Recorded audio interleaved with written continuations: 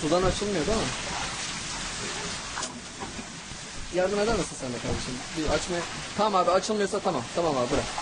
Tamam abi. Tamam abi, tamam. Yağmur duracak.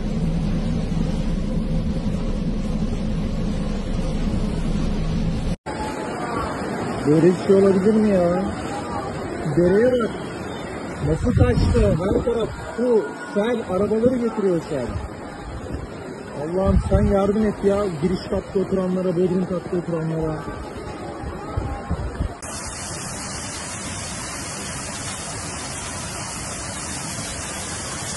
Bak araba kendi kendine gidiyor, görüyor musun? Bak şu araba var ya, bak sürükleniyor. Bak araba sürükleniyor.